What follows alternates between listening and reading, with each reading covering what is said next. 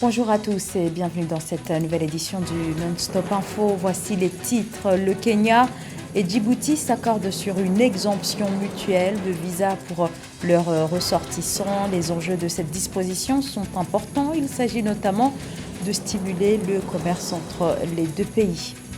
Lutte contre le changement climatique et ses conséquences. Le gouvernement marocain reçoit le soutien de la Banque mondiale, un appui financier d'un montant de 350 millions de dollars.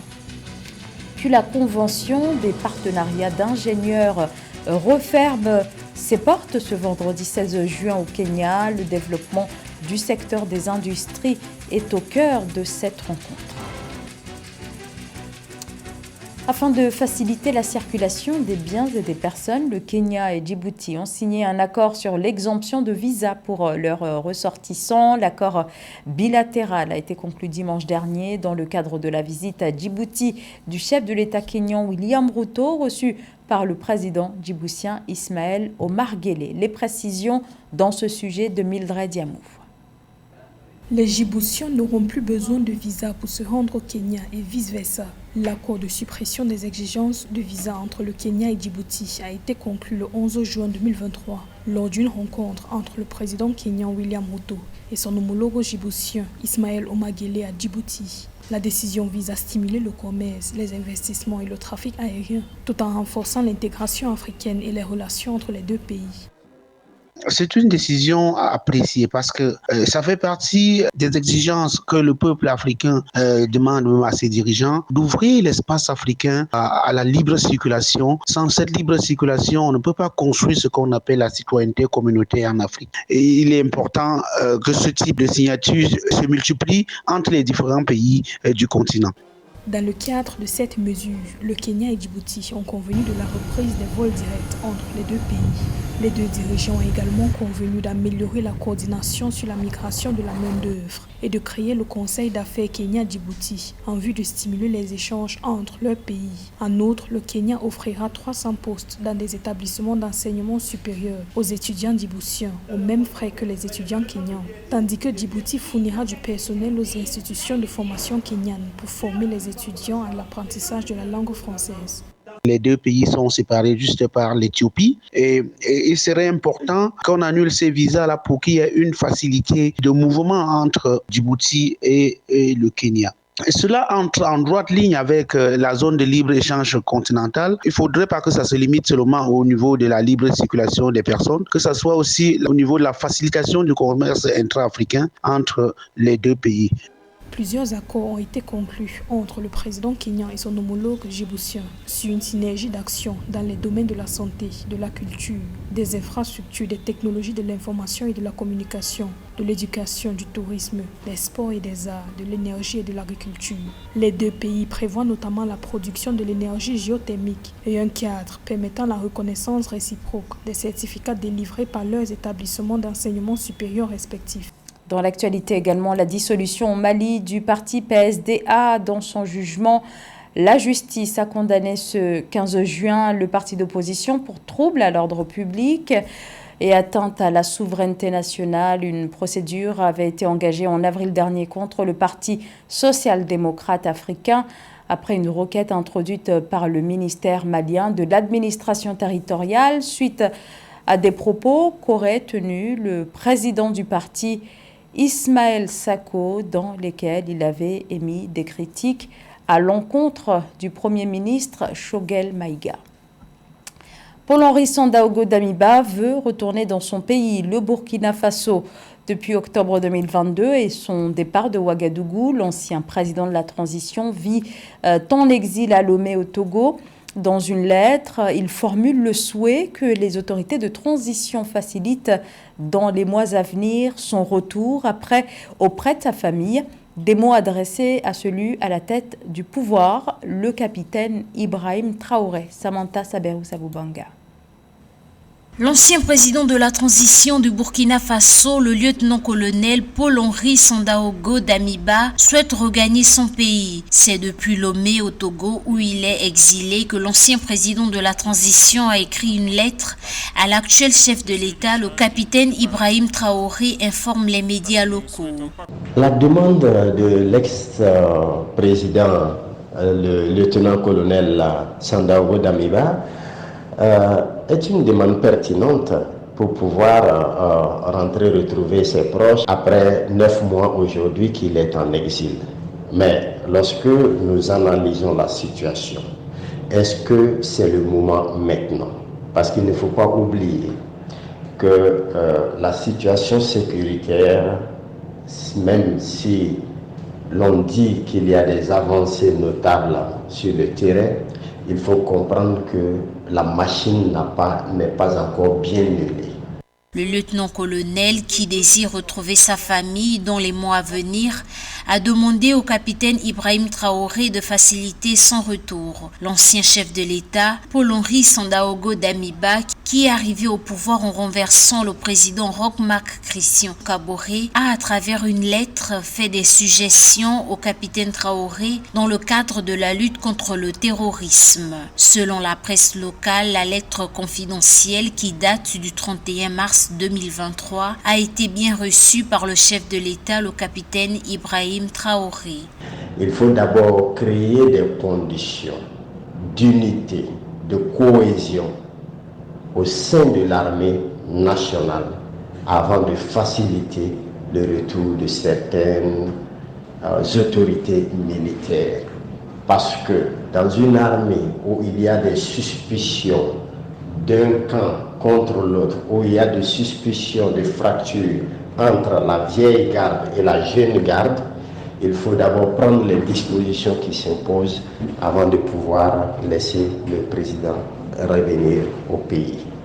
Le lieutenant-colonel Paul-Henri Sandaogo Damiba, contraint de quitter le pouvoir début octobre 2023, il a été renversé 8 mois plus tard après son coup d'État par le capitaine Ibrahim Traoré pour des raisons d'insuffisance de résultats dans la lutte contre les groupes djihadistes. Grâce à une médiation de la communauté économique des États de l'Afrique de l'Ouest, il s'est réfugié depuis lors au Togo. La Banque mondiale approuve un prêt en faveur du Maroc, un prêt de 350 millions de dollars destiné à soutenir les mesures du gouvernement marocain en matière de lutte contre les effets du changement climatique dont les conséquences de plus en plus graves impactent directement les populations les plus vulnérables. Les précisions de Samantha Saberou-Saboubanga. Pour lutter contre le changement climatique et améliorer la résilience de ces populations vulnérables, de près de 350 millions de dollars chacun ont été approuvés par la Banque mondiale en faveur du Maroc. Une annonce faite par le conseil d'administration de la Banque mondiale. Le Maroc, à l'instar de nombreux pays en développement, subit de plein fouet les conséquences du changement climatique. Et cela se traduit souvent par la diminution de la disponibilité en eau et des rendements des cultures, l'augmentation des risques de sécheresse et de perte de biodiversité, les incendies des forêts et les vagues de chaleur. Cette situation a malheureusement de graves conséquences sur les populations les plus vulnérables. Et comme le gouvernement ne peut rester indifférent, il doit sans attendre prendre des mesures appropriées aux enjeux du réchauffement climatique sur son territoire. Et cela passe en partie par la mobilisation des acteurs publics pour la mise en place des politiques d'adaptation solides et adaptées aux enjeux locaux. Axé sur un renforcement des capacités institutionnelles, le premier prêt est un financement qui contribuera à améliorer les outils et les systèmes politiques, la gestion des données et la performance des institutions fiscales et financières, tout en renforçant la coordination entre les agences et les ministères des différents secteurs. Or, cette adaptation au changement climatique et au renforcement de la résilience de la population, des populations les plus vulnérables a un coût exorbitant que les pays auraient du mal à faire face sans l'appui de ses partenaires financiers.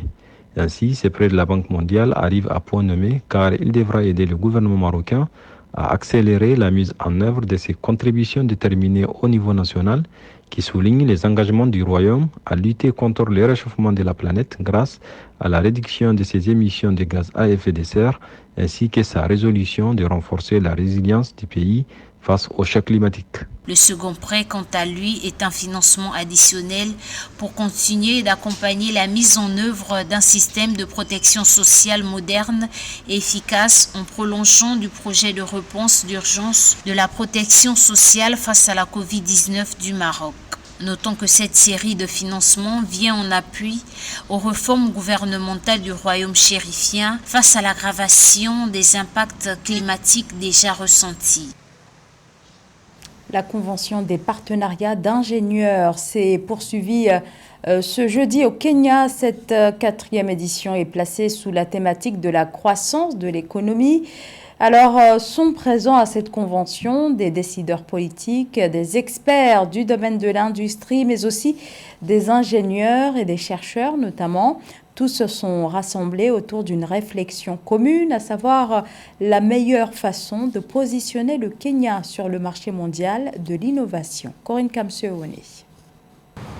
Miser sur le capital humain pour mieux le positionner sur le marché mondial de l'emploi, de l'innovation et de la transformation durable des économies, c'est l'objectif derrière les conventions de partenariat d'ingénierie dont la 4e édition a débuté le 14 juin 2023 au Kenya.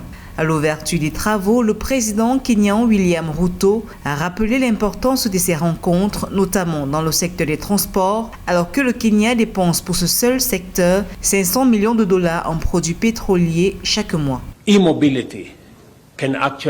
L'immobilité peut en effet annuler ces dépenses. Nous pouvons innover autour de l'immobilité en développant les énergies renouvelables. Nous avons d'énormes ressources éoliennes, solaires et nous pouvons alimenter notre économie, spécialement le domaine de la mobilité, avec le recours aux énergies renouvelables. Il y a un débat général en cours sur les questions de savoir si le développement peut être alimenté par les énergies renouvelables. Le Kenya est un exemple dans ce sens. Kenya is an example.